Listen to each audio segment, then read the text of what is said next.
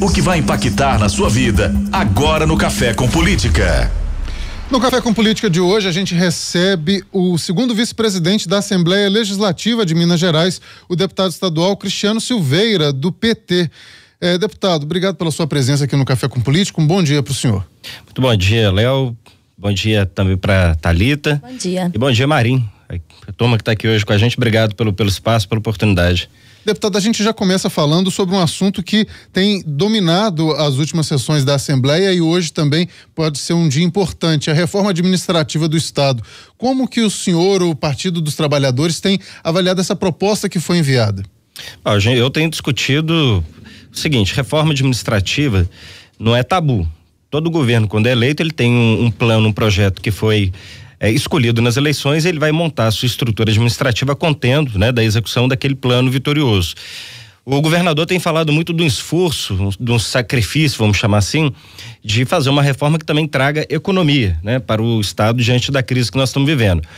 Eu falo que tem que combinar duas coisas. O esforço fiscal, ele não pode ser em detrimento da destruição da política pública relevante de interesse do cidadão, Então veja que o governador apresenta uma reforma, reduz algumas secretarias, alguns espaços, ok, não há divergência quanto isso, quanto se mostra que a economia é também positivo, mas quando na outra ponta isso significa a destituição de áreas importantes no Estado, aí a gente começa a ficar preocupado.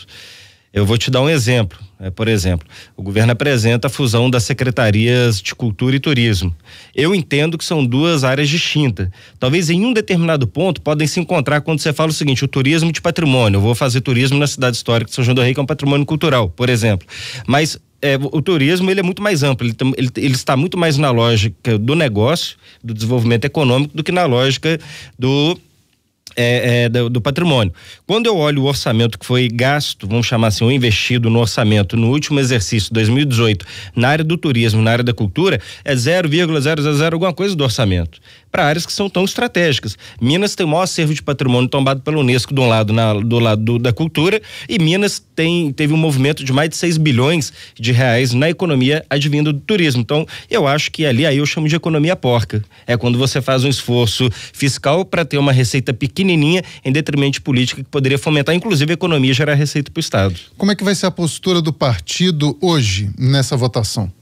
Nós temos duas situações. Uma situação são emendas que foram sugeridas ao relator, o João Magalhães, que em entendimento com o governo foram acolhidas, às vezes, não necessariamente emenda. Vou te dar um exemplo. Tinha algo para nós que era muito caro. O fim da escola de saúde, que não estava necessariamente na reforma administrativa, um projeto paralelo, mas que para nós, dentro do contexto da mudança estrutural da administração pública, para nós era ruim que essa escola se tornasse um órgão da Secretaria de Saúde e deixasse de ter a sua característica enquanto escola, enquanto uma autarquia. O governo está recuando, vai retirar essa proposta de pauta. Então, para nós, é um avanço. Então, há espaço para negociações. Também há uma discussão da possibilidade da manutenção da Sedenor, que é a Secretaria que trata do desenvolvimento do Norte. Há outras áreas ligadas à SEDES, a questão das reciclagens e outros pontos que também acabam ficando. Aquilo que o relator não incorporar, porque não tem acordo, a gente vai apresentar como destaque em plenário.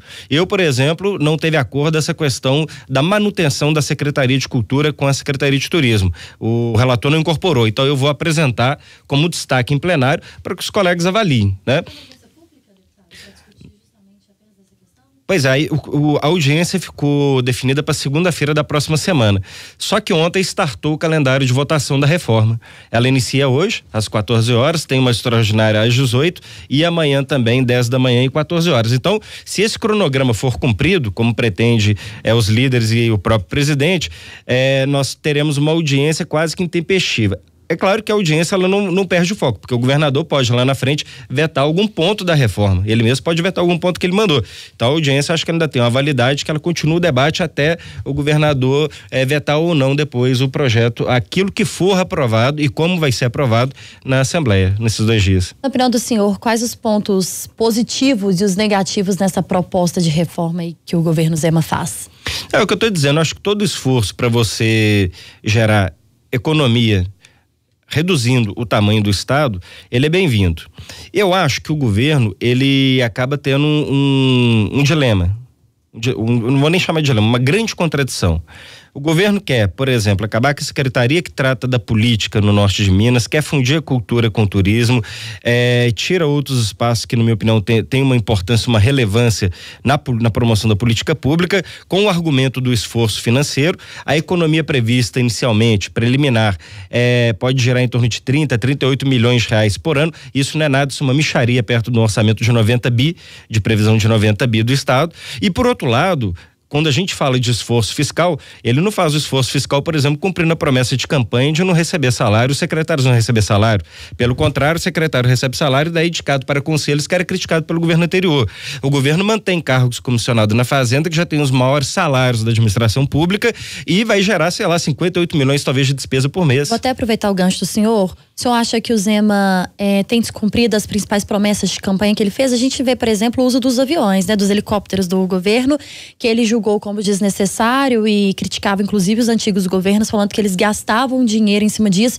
Mas essa semana, inclusive, ontem foi matéria de Jornal Tempo e trouxemos aqui também a Rádio Super, ele falando que esse uso é imprescindível. O senhor acha que o Zema tá colocando aí de frente as promessas e o que ele tem feito agora está sendo como ele está descumprindo as promessas que ele fez durante a campanha? Sem dúvida. Na minha opinião, o governo começou muito mal, né? E isso não é torcida. O povo fala assim, vocês são... A oposição fica torcendo para dar errado. Tem que parar com essa conversa de que torcida resolve alguma coisa. Se torcer contra ou a favor resolvesse, o Brasil não tinha tomado 7-1 da Alemanha na Copa do Mundo. Então não é torcida, é gestão. O cara tem que fazer gestão. E a gente aponta que está errado. Se na campanha ele dizia que não ia usar aeronave, ele não falou que ia acabar com a escola em tempo integral. Então, acaba com aquilo que é fundamental pro povo e pro pobre e mantém aquilo que as pessoas rejeitaram, que era o quê? Cargo comissionado, excesso de carro comissionado, altos salários, os palácios, como ele mesmo dizia, o uso de aeronave, como ele mesmo dizia. Então, quer dizer, ele mantém aquilo que as pessoas viram que era importante na campanha, que se mudasse, e aquilo que é importante pro povo, especialmente pros mais pobres. Pô, gente, nós estamos falando de 5 mil alunos bolsistas da FAPEMIG que perde uma bolsa de R$400. O que isso significa?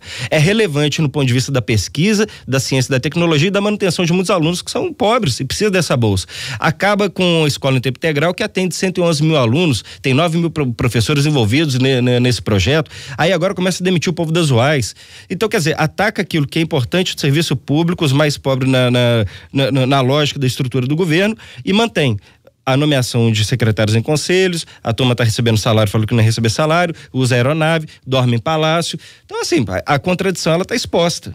Né? Até mesmo quando ele dizia o seguinte, o povo não quer mais o Pimentel, não quer mais o Anastasia, então nós somos o novo, imediatamente que ele ganha e traz para o núcleo de governo dele o próprio PSDB. Então o Luiz Humberto, que é meu amigo, é o líder do governo do PSDB, é líder do governo na Assembleia. O Custódio Matos, secretário de governo, é um quadro histórico do PSDB, foi prefeito de Juiz de Fora. Então, quer dizer, o Zema vai ter que enfrentar as suas contradições. Parte das contradições é por escolha. Outra parte é por desconhecimento do que é a máquina pública, que ele não sabia, não conhecia. Deputado, ainda nessa questão dos salários do governador Romeu Zema e também dos secretários, a gente trouxe aqui à Rádio Sul uma matéria no dia 16 de março falando justamente sobre isso, que o Zema estaria descumprindo uma promessa de campanha. Mas procurado, o Zema afirmou que não tinha sido bem isso, que ele teria assinado em cartório, que ele falou que enquanto os salários dos servidores estivessem em atraso, que os secretários e ele não receberiam esse salário, mas que isso não estava acontecendo mais. Por isso, os secretários estão recebendo e ele também está aceitando receber o salário do governo. Ainda assim, o senhor acredita em contradição? Olha, primeiro é o seguinte, está todo mundo recebendo no quinto dia útil? Tudo bem, se todo mundo estiver recebendo no quinto dia útil, não vejo problema neles receberem salários. Aí eu não vejo contradição, tá correto. E quanto houver parcelamento, inclusive do 13º, entendo que há contradição. Não há normalidade. Que é a situação atual do Estado, inclusive, que é a situação atual do Estado. Não, o 13º não está em dia e ainda temos parcelamentos. Então, quer dizer, é a contradição. Essas coisas, no futuro, poderão ser caras pro governo. Pode até ser que não seja aquilo mais relevante, sabe, na lógica dos problemas que o Estado enfrenta. Mas no simbolismo, no imaginário das pessoas, isso lá na frente, as pessoas vão cobrar. Falar, governador, mas peraí. Não ia nomear para cargo no governo gente que tinha disputado a eleição, porque a nomeação sempre vai ser técnica e não política. Não é isso que está acontecendo. Tem quadro político, candidatos derrotados que estão compondo o governo. Voltamos a dizer, não vai receber salário enquanto o salário do servidor não for normalizado. Está recebendo salário. Nomeou para conselhos secretários de Estado, mantém cargos comissionados. Eu acho que assim, você quer fazer esforço fiscal, faz onde é relevante, tem impacto financeiro. Eu continuo insistindo nessa questão dos comissionados da Fazenda, porque tem um impacto muito alto. O governador quer fazer receita, ele não pode trabalhar só na lógica da despesa, onde que ele ataca para cortar a despesa. E a receita? Tem que correr atrás do encontro quando a Lei Candir. Eles acham que o Pimentel errou em ter ficado flertando com a questão da Lei Candir, mas teve vitórias. O Estado hoje deixa de pagar 500 milhões por mês da dívida com a União, porque foi uma movimentação jurídica que o governo passado fez e conseguiu suspender o pagamento dessa dívida. E olha que não resolveu o problema de Minas, poderia estar pior.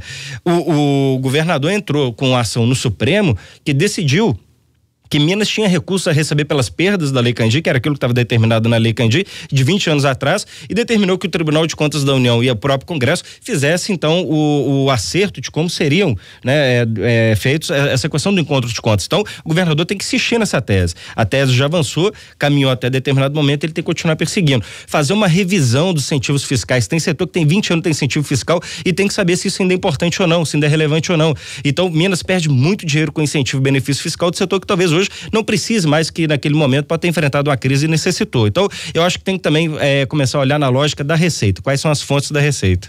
Deputado, nós estamos caminhando já para o fim do Café com Política, mas antes a gente tem algumas perguntas objetivas para o senhor. No Café com Política, hora do bate-pronto. Como eu disse, perguntas objetivas e respostas também objetivas. Reforma administrativa. Precária. Governo Zema. Perdido. Jair Bolsonaro. Fracasso. Fernando Pimentel. Sobrevivente. Lula. Verdadeiro mito. Futuro do PT em Minas Gerais. Promissor. Conversamos com o deputado estadual Cristiano Silveira, do PT. Muito obrigada pela entrevista do senhor. Eu que agradeço. Muito obrigado a vocês, obrigado aos ouvintes.